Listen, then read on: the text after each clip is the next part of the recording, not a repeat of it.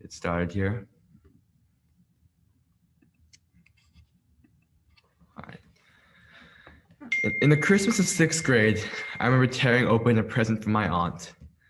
What I found holding in my hand was a framed certificate of a stock, sky blue in color, a single share in Sony. As a 12-year-old kid, I had no idea what this was, other than it held a value of $25. But yet, I was curious of this notion that I was actually owning a piece of a company.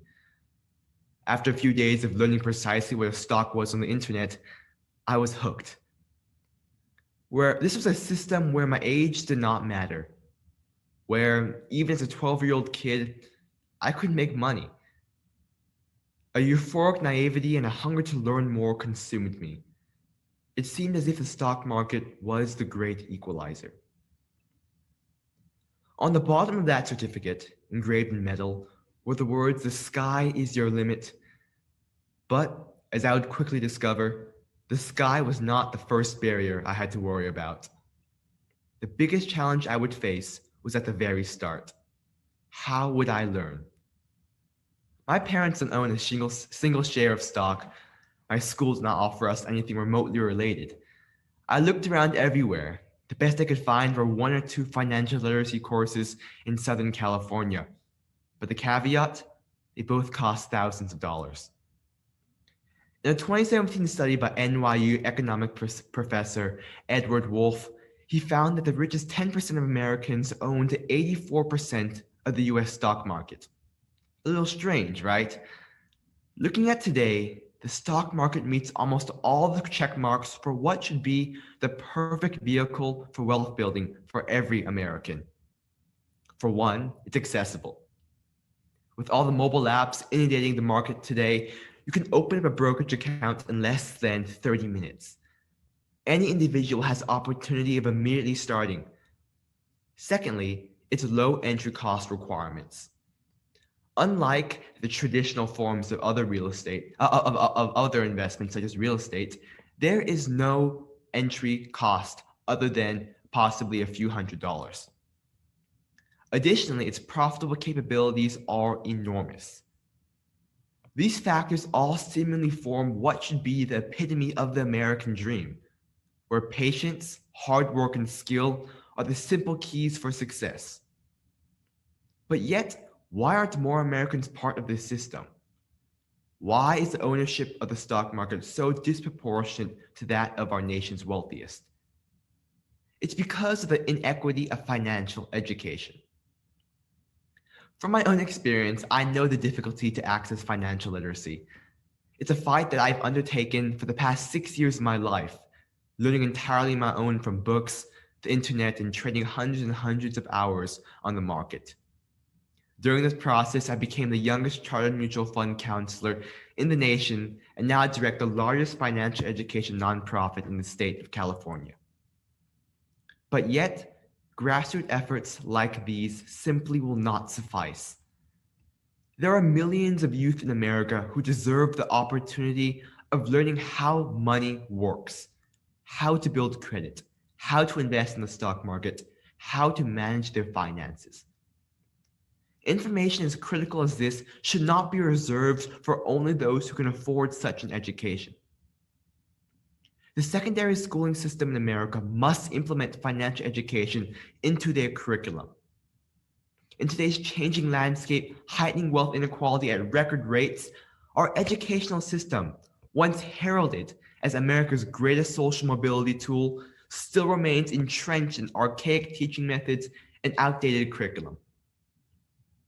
Revamping our education system, long overdue, needs to start with the re-examination of what our youth truly need.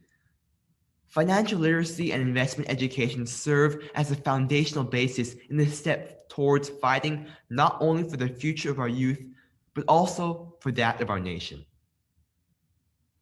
Specifically targeting this demographic of young teenagers carries enormous advantages.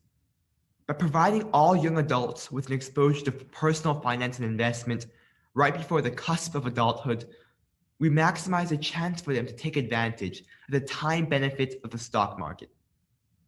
In investment, Time is the greatest mitigator to risk. Time also serves as a foundation for exponential growth through compounding.